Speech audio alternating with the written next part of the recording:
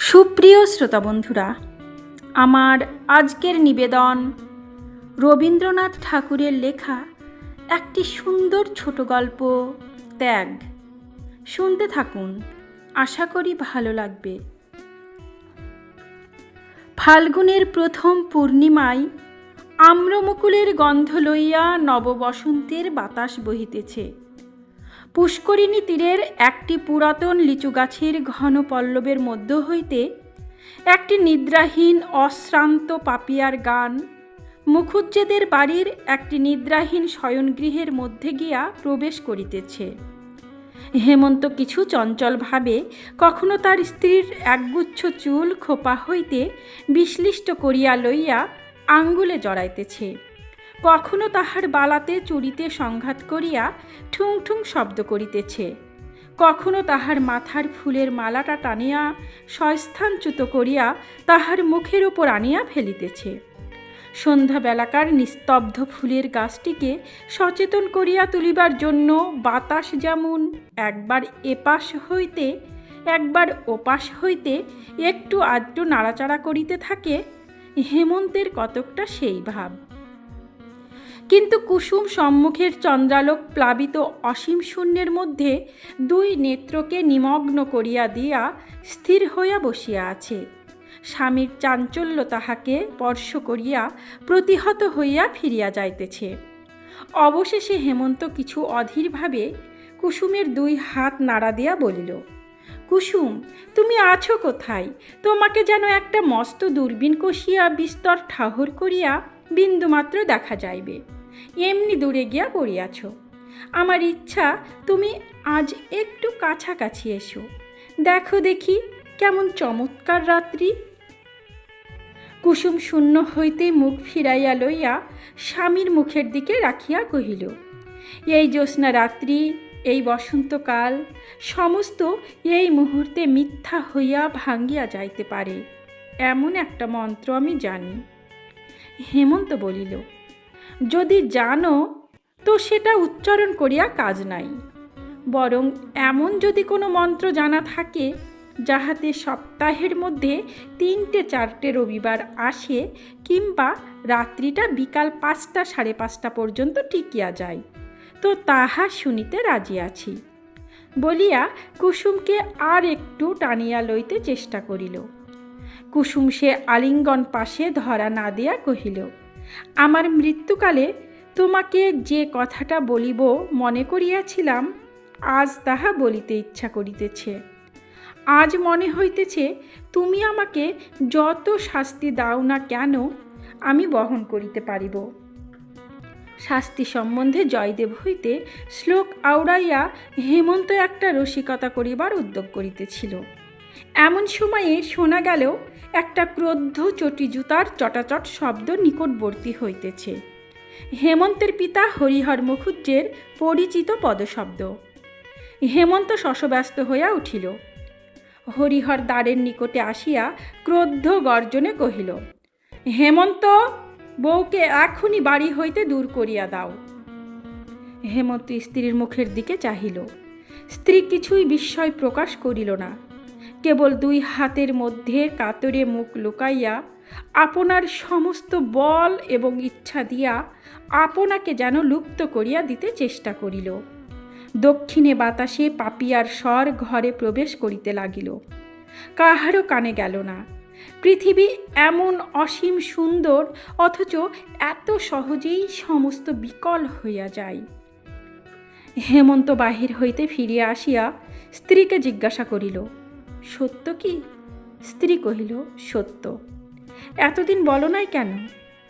অনেকবার বলিতে চেষ্টা করিয়াছি, বলিতে পারি নাই। আমি বড় পাপিষ্ঠা। তবে আজ সমস্ত খুলিয়া বলো। কুসুম গম্ভীর দৃঢ় স্বরে সমস্ত বলিয়া গেল, যেন অটল চরণে ধীর গতিতে আগুনের মধ্যে দিয়া চলিয়া গেল। কতখানি দগ্ধ হইতেছিল কেহ বুঝিতে পারিল না। সমস্ত শুনিয়া হেমন্ত উঠিয়া গেল। কুসুম বুঝিল, যে স্বামী চলিয়া গেল সে স্বামীকে আর ফিরিয়া পাইবে না। কিছু আশ্চর্য মনে হইল না। এ ঘটনাও যেন অন্যান্য দৈনিক ঘটনার মতো অত্যন্ত সহজভাবে উপস্থিত হইল। মনের মধ্যে এমন একটা শুষ্ক অসারতার সঞ্চার হইয়াছে, কেবল পৃথিবীকে এবং ভালোবাসাকে আগাগোড়া মিথ্যা এবং শূন্য বলিয়া মনে হইল। এমনকি হেমন্তের সমস্ত অতীত ভালোবাসার কথা স্মরণ করিয়া অত্যন্ত নীরস কঠিন নিরানন্দ হাসি একটা খরধার নিষ্ঠুর ছুরির মতো তাহার মনের এক ধার হইতে আর এক ধার পর্যন্ত একটি দাগ রাখিয়া দেয়া গেল। বোধ করি সে ভাবিল, যে ভালোবাসাকে এতখানি বলিয়া মনে হয়, এত আদর, এত গাঢ়তা, যাহার তিলমাত্র বিচ্ছেদ এমন মর্মান্তিক, যাহার মুহূর্তমাত্র মিলন এবং নিবিড়ানন্দময়, যাহাকে অসীম অনন্ত বলিয়া মনে হয়, জন্ম জন্মান্তরেও যাহার অবসান কল্পনা করা যায় না, সেই ভালোবাসা এইটুকুর ওপর নির্ভর। সমাজ যেমনি একটু আঘাত করিল, অমনি অসীম ভালোবাসা চূর্ণ হইয়া এক মুষ্টি ধুলি হইয়া গেল। হেমন্ত কম্পিত স্বরে এই কিছু পূর্বে কানের কাছে বলিতেছিল, চমৎকার রাত্রি, সে রাত্রি তো এখনো শেষ হয় নাই, এখনো সেই পাপিয়া ডাকিতেছে, দক্ষিণের বাতাস মশারি কাঁপাইয়া যাইতেছে এবং জ্যোৎস্না সুখশ্রান্ত সুপ্ত সুন্দরীর মতো বাতায়নবর্তী পালঙ্কের এক প্রান্তে নীলিন হইয়া পড়িয়া আছে। সমস্তই মিথ্যা। ভালোবাসা আমার অপেক্ষাও মিথ্যাবাদিনী, মিথ্যাচারিণী। পরদিন প্রভাতেই অনিদ্রা শুষ্ক হেমন্ত পাগলের মতো হইয়া প্যারীশঙ্কর ঘোষালের বাড়িতে গিয়া উপস্থিত হইল। প্যারীশঙ্কর জিজ্ঞাসা করিল, কি হে বাপু, কি খবর? হেমন্ত মস্ত একটা আগুনের মতো যেন দাউ দাউ করিয়া জ্বলিতে জ্বলিতে কাঁপিতে কাঁপিতে বলিল, তুমি আমাদের জাতি নষ্ট করিয়াছ, সর্বনাশ করিয়াছ, তোমাকে ইহার শাস্তি ভোগ করিতে হইবে। বলিতে বলিতে তাহার কণ্ঠ রুদ্ধ হইয়া আসিল। প্যারীশঙ্কর ঈষৎ হাসিয়া কহিল, আর তোমরা আমার জাতি রক্ষা করিয়াছ, আমার সমাজ রক্ষা করিয়াছ, আমার পিঠে হাত বুলাইয়া দিয়াছ, আমার প্রতি তোমাদের বড় যত্ন, বড় ভালোবাসা। হেমন্তের ইচ্ছা হইল সেই মুহূর্তেই প্যারীশঙ্করকে ব্রহ্মতেজে ভস্ম করিয়া দিতে, কিন্তু সেই তেজে সে নিজেই জ্বলিতে লাগিল। প্যারীশঙ্কর দিব্য সুস্থ নিরাময়ভাবে বসিয়া রহিল। হেমন্ত ভগ্নকণ্ঠে বলিল, আমি তোমার কি করিয়াছিলাম?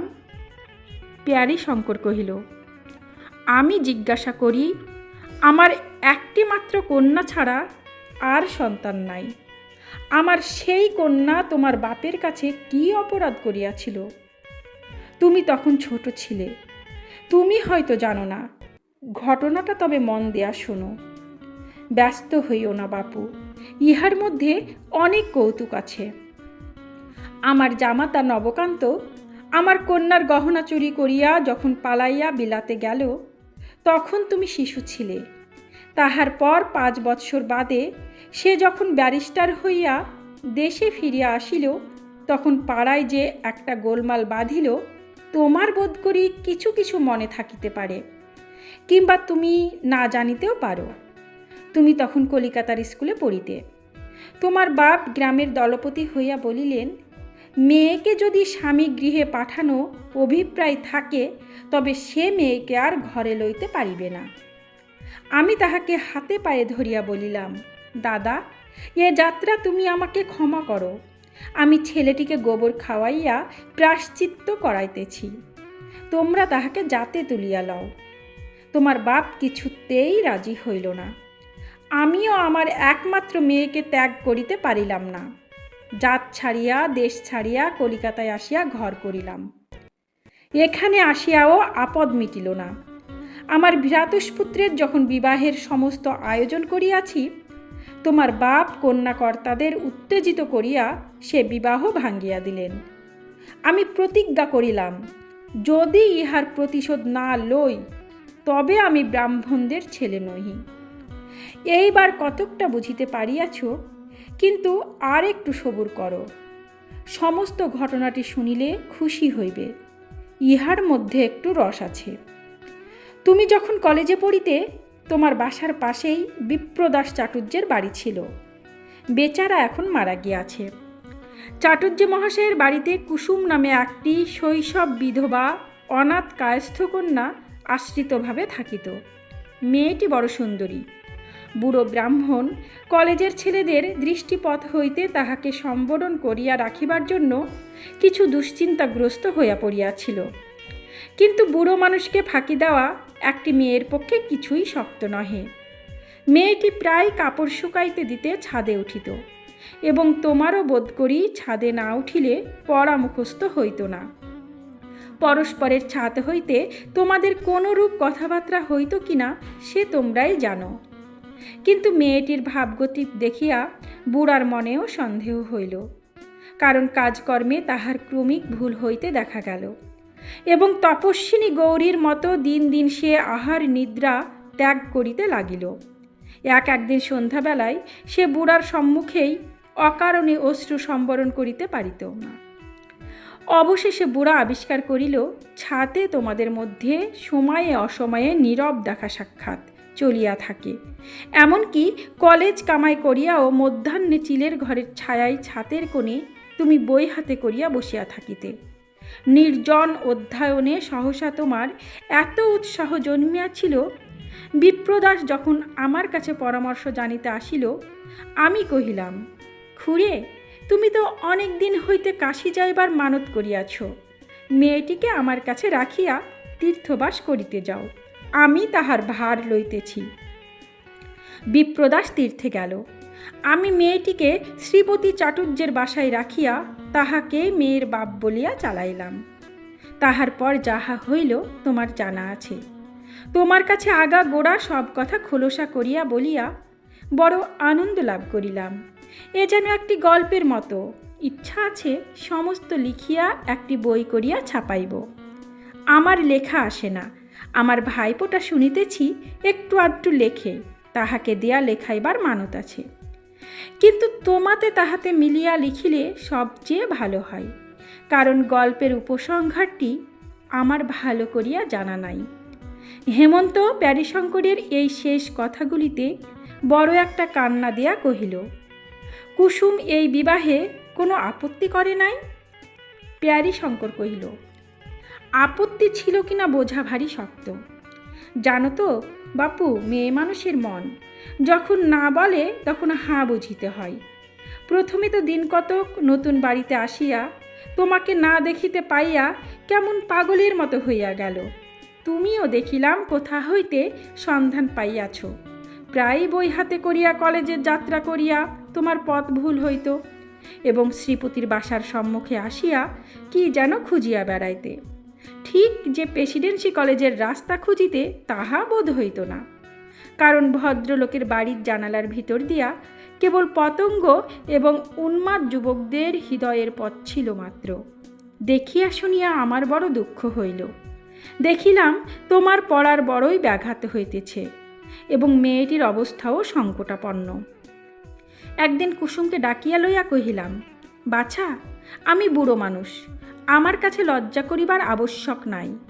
তুমি যাহাকে মনে মনে প্রার্থনা করো আমি জানি। ছেলেটিও মাটি হইবার জো হইয়াছে।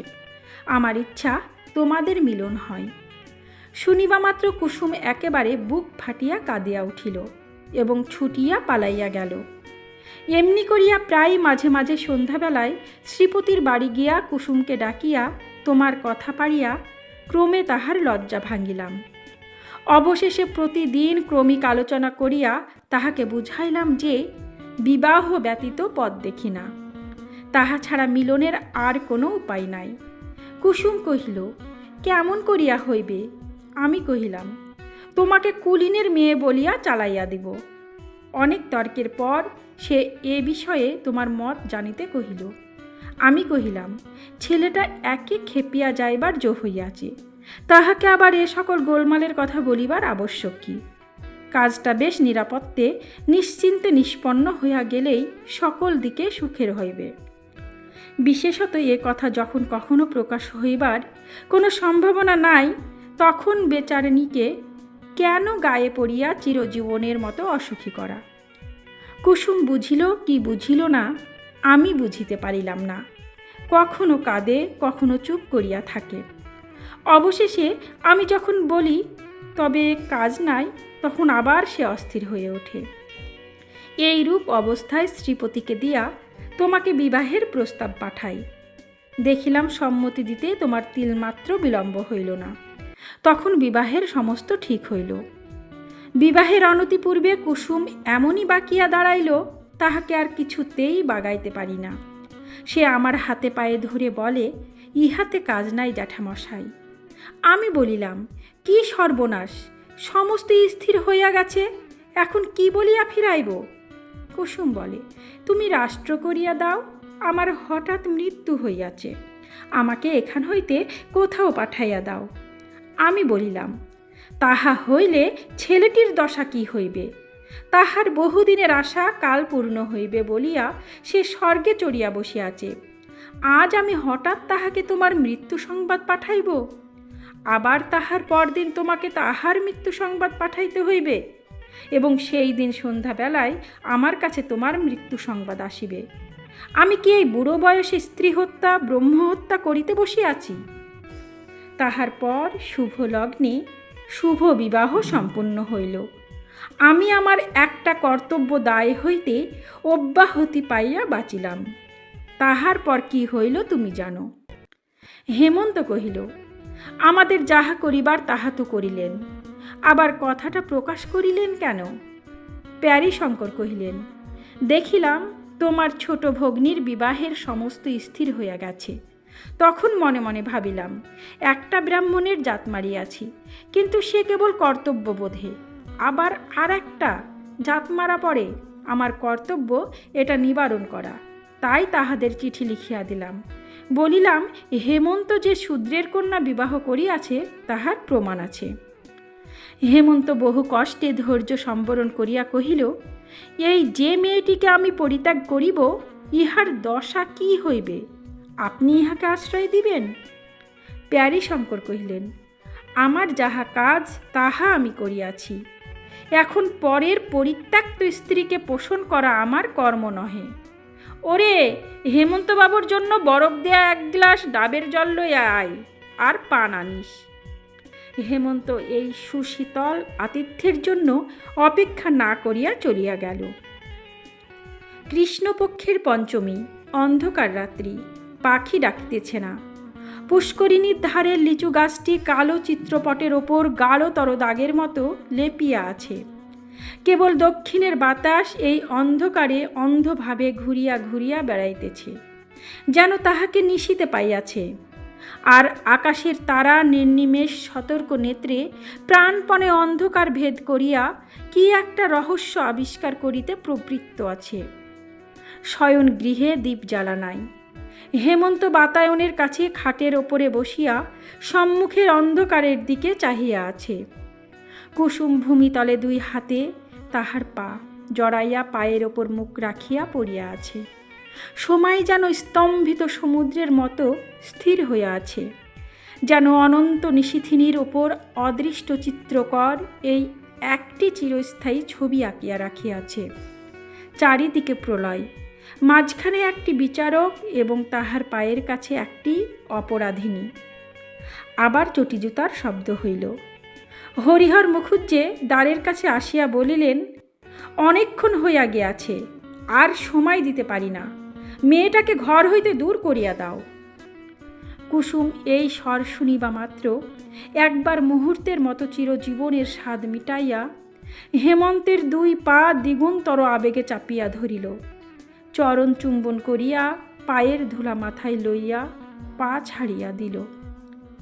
হেমন্ত উঠিয়া গিয়া পিতাকে বলিল, আমি স্ত্রীকে ত্যাগ করিব না।